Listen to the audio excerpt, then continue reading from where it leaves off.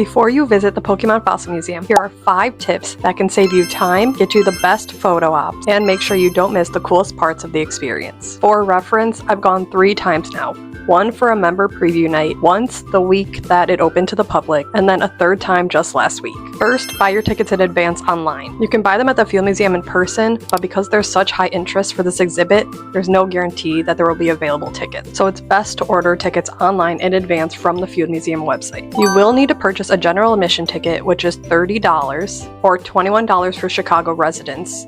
It's also free on Wednesdays. And then the fossil exhibit is an additional $18 on top of that. You get the promo card right at the entry of the exhibit after you scan your entry ticket. So make sure you bring a sleeve or top loader if that's something you want to protect. As of July 20th, they still had a lot of promo cards. Don't rush. Take your time going through the exhibit. There's a lot of fun facts to read about real-life fossils and their Pokemon fossil counterparts. You can take some photos by the Aerodactyl and Pikachu sculpture that is at the beginning of the exhibit, or just next to your favorite fossil Pokemon. There's also some photo ops at the end of the exhibit with some Pokemon Fossil Museum backdrops, and there's a giant Archeops card that you can take a photo in front of when you exit the exhibit. When you exit the exhibit and walk out the doors, take an immediate right, and you'll see the giant card. And it's definitely in an easy spot to miss if you're on a mission to head straight to the Pokemon gift shop. Once you finish the exhibit, you'll be handed a voucher that you have to bring across the hall to the Pokemon gift shop. You will have to show it to enter, and you will also have to give it to the cashier when you check out. There is a 5-item limit per voucher. I wouldn't go in with high hopes of getting any exclusive merch. I believe they restock items, but I don't know when, and I don't know what. When I just went this past week, there was no exclusive merch except for the big Excavator Pikachu plush. They had a lot of clothing, but it was all youth sizes. But they did have a lot of other Pokemon Center merch. They did have some sitting cuties of fossil Pokemon though,